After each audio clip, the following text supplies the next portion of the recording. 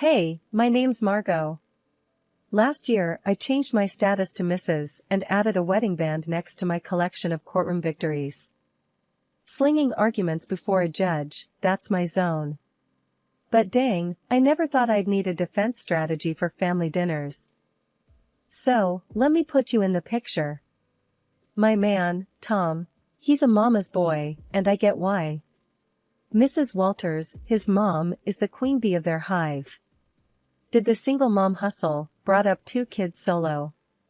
Mad props for that. Sarah, his sister, well, she's another story, thinks she's the center of the universe or something. I remember walking into their place for the first time, Tom's arm around me like he's showing off a trophy.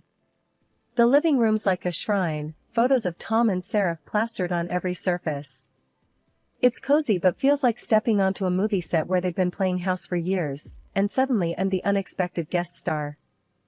Mrs. Walters came at me with this tight-lipped smile.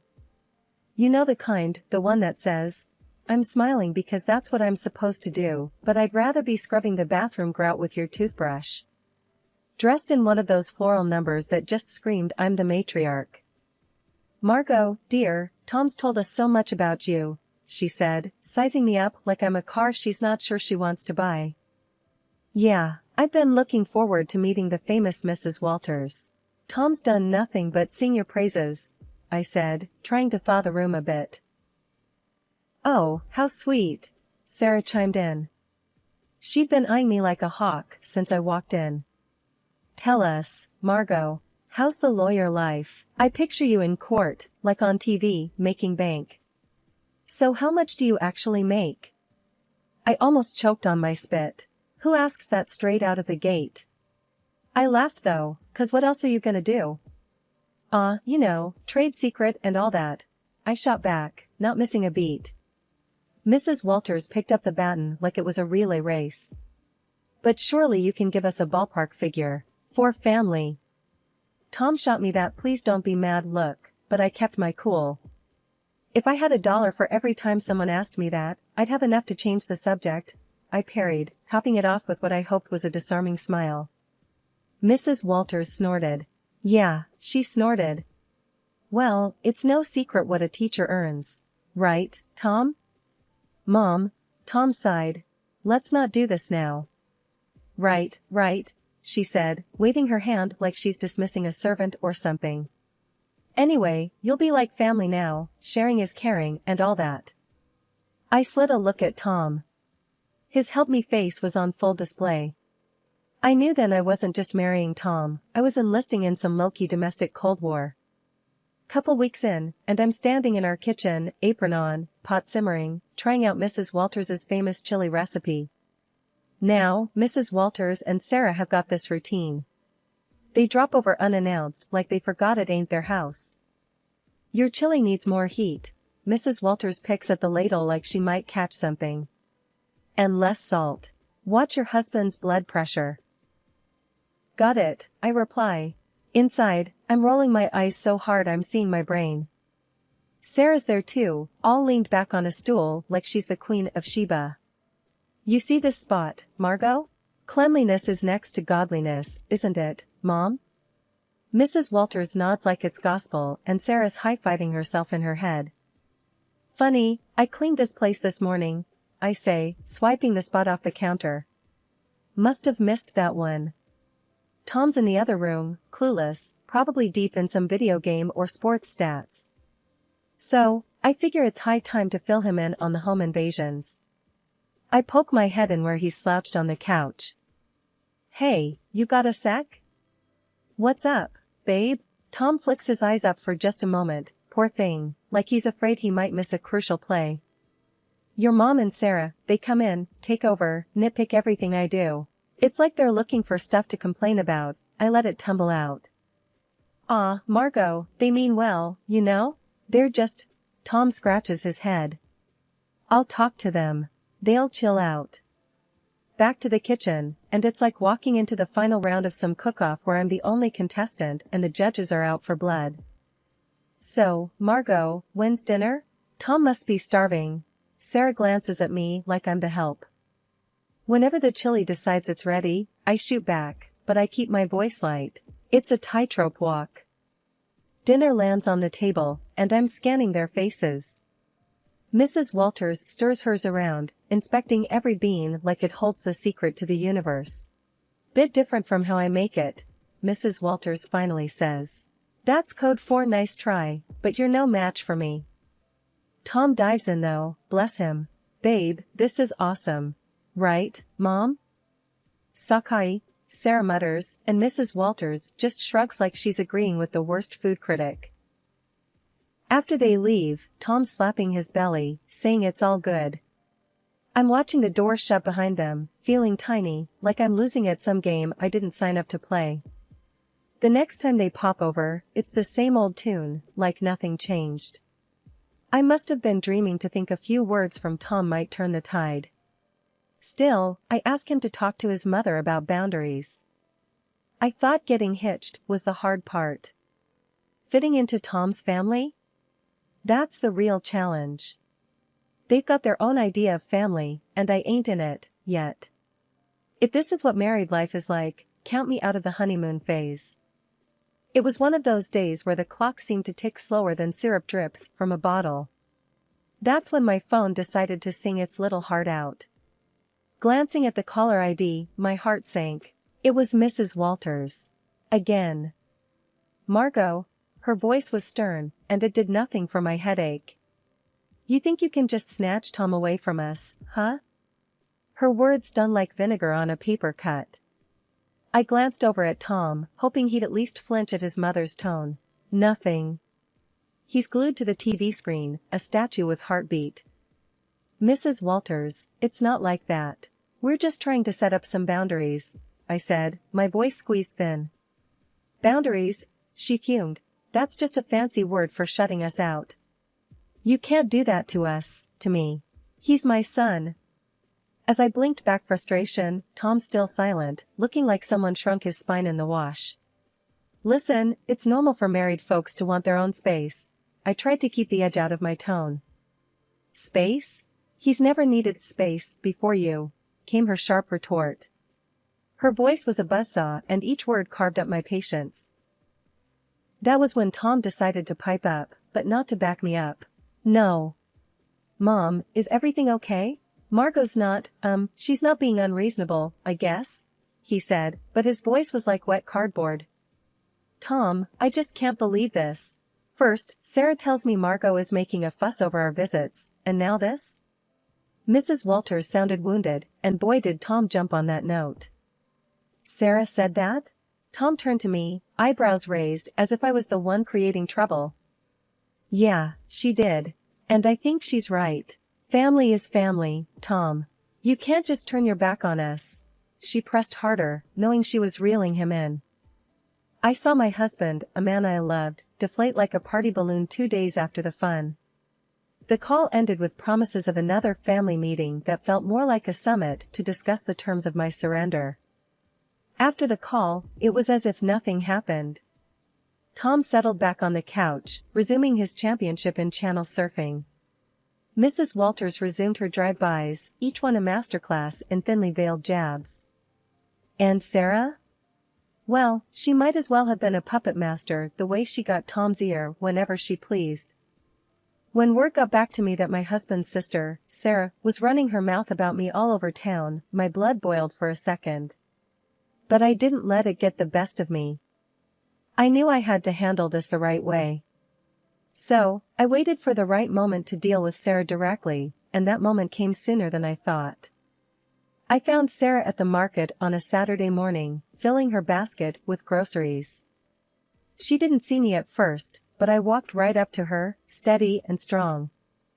Sarah, I said. She looked up and rolled her eyes. What do you want, Margot? We need to talk. It's about the stories you've been spreading. She snorted loudly, a smirk spreading across her face. Stories? I don't know what you're talking about. The rumors, Sarah. About me. Emily's bossy, Emily's this and that. Cut it out. She laughed, tossing an apple up and down in her hand. And what are you going to do if I don't? You think you can boss me around? I kept my cool. Listen, spreading lies isn't just mean, it's slander. And I won't stand for it. Sarah laughed again, louder this time. You're gonna sue me? Get real, Margot. You ain't got the stomach for that. People's reputations are at stake. I'm serious, Sarah. Keep it up, and yes, I will take legal action if I need to. The arrogance just poured off her as she leaned in close. You're in way over your head. Little Miss City Lawyer gonna take me to court? This isn't a joke, Sarah. I'm giving you a chance to stop this nonsense before it gets serious. She shoved her face closer to mine, a challenge plain in her expression. Bring it on, Margot. Do your worst. With that, she spun on her heel, almost knocking over a display of canned beans, and left me standing there. Her laughter echoed through the aisle long after she was gone. I walked back home slower than usual, turning everything over in my mind. Later that day, when my husband came back from wherever he'd been, I told him what had happened. He was in the middle of taking his boots off and he froze, one boot off, the other still on. You did what now? I told Sarah off. I threatened her with legal action if she doesn't stop spreading rumors. His face went red, then white.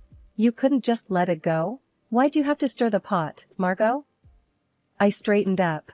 Because it's not right, and I won't be walked over. Not by her, not by anyone. We were silent for a good long while after that, both of us lost in our thoughts.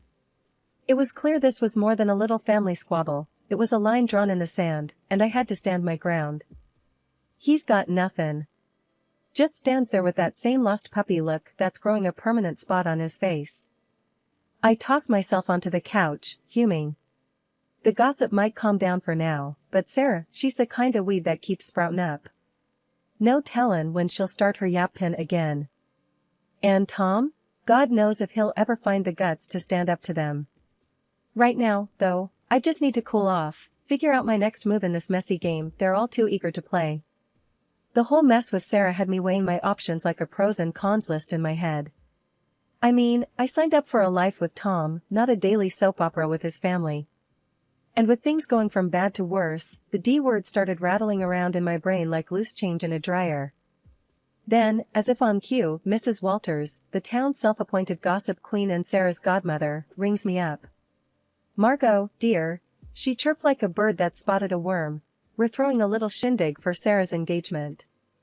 It's happening at Luigi's next week. We'd love to see you there. The tone of her voice was all fake nicety, the kind that practically screams I dare you to show up. I'm staring at the silent phone after hanging up, thinking how this invite smells like a setup. Tom's already on edge, and now this? I couldn't help but blurt out to him, guess who's got plans for us next week? He's sitting at the kitchen table, forehead creased like he's trying to iron it out with thought. Who's scheming now? Your sister's engagement party, I say flat out. We're invited, courtesy of Mrs. Walters. His face goes a shade paler, the crease deepening. Oh, hell. Yeah. Oh, hell sounds about right. So, what's the play here, Tom? We gonna roll over and play nice, or what? He's quiet for too long, and I'm not having it. Come on, spit it out. Tom finally looks up, his eyes are all serious. Margot, it's family. I think we should go. I cross my arms, feeling the heat rise up my neck. And let Sarah have a field day? I'm not their punching bag. He throws his hands up, a little too dramatic if you ask me. What do you want me to say? That's my sister, Margot. I lean in, my own hands flat on the table. And I'm your wife. Or does that not count for much these days? The D word is right there on the tip of my tongue, but I bite it back hard. Tom runs his hand through his hair, making it stand up like he's just had an electric shock. Of course, it counts. Look, I'm stuck between a rock and a hard place here. I'm a heartbeat away from losing my cool. Well, guess what, sweetheart? So am I. I married you, not your constant need to please your family at my expense. Tom stands up, walks over, and takes my hands. They felt like rough grip paper, all work and worry. Margot, I love you. I do. And I hate that it's got to this. Let's not go to the party. You and me, we're a team, right? It struck me then that this was the first time in a long while he'd picked me over them without flinching. It felt like finding an oasis in the middle of the desert. That night, the thought of divorce quietly tucked itself away, not gone, but sleeping, sort of like a dog with one eye always open. But it was enough for me to catch my breath, to maybe believe that we could find some solid ground again. Luigi's was hoppin' when we showed up, walls throbbing with too loud laughter and clinking glasses. I spot Mrs. Walters right off, sitting queen bee style at the biggest table with that I rule the world look. There's Tom's sister, Sarah, all grins like she's won the lottery, and her guy, Mark, a sort of deer-in-headlights type trying to smile. His folks are with them too, stiff and awkward like they wandered into the wrong movie theater. Mrs. Walters zeroes in on me the second we step in. "Margot," she uses, like I'm a 5-year-old who's not playing nice. "You'll be taking care of the bill tonight, right? To show you're one of us." I just about spit out my drink. What? Why me? The table's all ears now, and the air's thick with that "oh, this is gonna be good" vibe. Mrs. Walters stretches her smile. Tradition, sweetheart. The newest family member always shows their commitment. My jaw clamps shut so fast I'm surprised I don't chip a tooth. Commitment? That sounds a whole lot like a shakedown. Everyone's perked up like hounds hearing a whistle, and there she goes, Mrs. Walters puffing up like I've slapped her. "Excuse me? That's uncalled for." Tom leans in, his voice barely more than a spit of sound. "Just do it, Margot. It's not a big deal." "A big deal?" I fire back, whisper turned to a snarl. "No thanks. I ain't no one's piggy bank." He's hissing now, real quiet but clear. "Pay the damn bill, Margot, or we're through." I mean it. My laugh's as sharp as a snapped wire. "You're not serious?" He's all stone face and tight mouth. "You think I'm playing?" I stare him down. "Divorce over this?" He's all, "Family first, Margot." I'm shaking my head, and where do I fit, huh? It's showdown time, and even Mark and his parents are watching, their faces screaming what the hell's going on? I push back my chair and stand, let them all get an earful. "No, I ain't doing this dance," I say, voice like a hammer on steel. There's shock on their faces, some whispering, some wide-eyed. Tom's going red, white, red, like a stoplight losing its mind. Mrs. Walters looks like she might choke. I walk out into the night. It's black and cool and smells like freedom. I hear the door slam behind me, my heart's doing a 100-yard dash, but it's Tom who flung the D word, not me. The bar was nothing special, just another hole in the wall with dim lights and the smell of old beer. I had barely settled with a glass of something strong when my phone rang. It was Tom, and for a moment, I considered not answering. But I did. "Margot, listen, I'm sorry. I didn't want to say divorce." Tom's voice was rushed, apologetic. Before I could even think of a response, Sarah's voice blasted through. "You've ruined my engagement dinner, you selfish." The phone must have changed hands so fast my head spun. I could practically hear the venom in her voice. In the background, I heard Mrs. Walters, loud and clear. "Why should I pay? He's your son, you pay the bill." I won't have my daughter married into a family that doesn't know how to treat. The chaos from Luigi's was spilling through the phone like a bad sitcom without a laugh track. People were arguing, and it seemed like nobody was keen on picking up the tab. I pushed away from the bar, my anger lending me a clear, calm voice. "Sarah, chill out. Your mom's the one making a scene, not me." "Hang up, Margot," Tom said, now a faint whisper behind his sister's ranting. "No, she needs to." Sarah kept going, but I wasn't about to play this game. I ended the call. The screen showed a string of missed calls and texts that I swiped away. They were probably all about the same thing. Guilt, blame, the usual. I looked at the bartender. "Another one, please?" He nodded, pouring another shot without a word. Silence settled around me, except for the low murmur from the regulars scattered around. I tried to collect my thoughts. My phone screen lit up again, showing Tom's name. The guy just didn't know when to quit. I flipped the phone face down, letting it go to voicemail. It was futile to talk when the whole crew was going off the rails back there. A few drinks later, the door to the bar creaked open, and in came a chilly gust of evening air. But I didn't look up. It didn't matter who was coming and going. I thought about what just happened, what it all meant. Here I was, sitting in a bar because my family-in-law decided I was the bank. And instead of understanding, my supposed partner turned it into an ultimatum. I finally picked up my phone and typed out a text. "Tom, we're done. Sarah can think what she wants, and your mom can deal with her own damn bills. I won't be part of this circus anymore." Just as I hit send, the phone rang again. This time, I shut it off. I was tired. Tired of the arguing, the demands, and above all, tired of feeling like I was alone in a partnership that was supposed to have my back. When the room finally stopped spinning, and my head felt a little clearer, I knew what had to happen next. It was time to start looking forward, even if I had to do it on my own. No more games, no more being the scapegoat for a family that couldn't see past their own drama. I walked out of the bar, leaving the noise and the night behind. The air was getting colder, and the city lights were starting to blur into the coming darkness. The road ahead was uncertain, but for the first time in a long while, it was mine to take.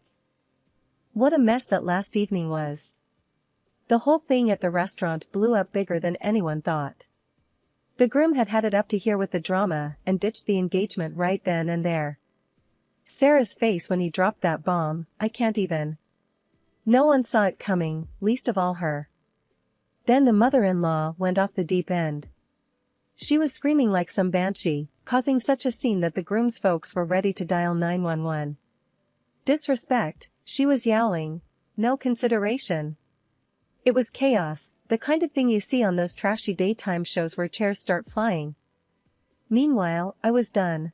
I filed for divorce and cut phone ties. Tom and his calls? Ignored.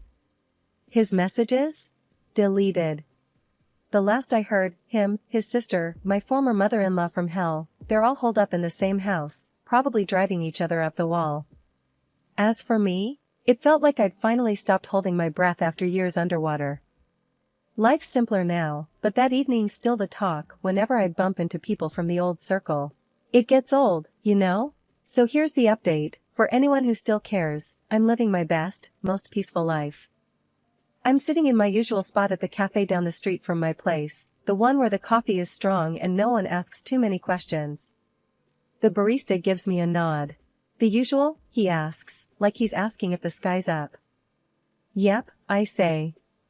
That's what my days are like now, no fluff or meddling in-laws. Work's a breeze when it's just that, work. Free time is mine to enjoy without a side of guilt trips or obligations. I curl up on my couch, that one piece of furniture that's followed me through all the moves. The springs are shot to hell, but it fits my back just right. I flip on the TV, watching some crime show where they catch the bad guys by minute 40. The peace is what gets me. Not eerie or lonely, just peace. Breathe in, breathe out. No more walking on eggshells or cleaning up family feuds. This is living. When I hit the pillow each night, it's with a sense of I did it. No pat on the back needed. I know my worth, and finally, I'm living like it. I'm eating my lunch when the phone dings. A message from a number I don't know. Probably Tom, using someone else's phone to reach out. I delete it without reading. Not today, Satan, not ever, actually. They used to say, "You'll regret this." But here I am, not a single regret in sight. The day drags out, cozy and fine, and it ends with a glass of something smooth and a book I've been meaning to read. The heroine's tough, but fair, reminds me of someone I know.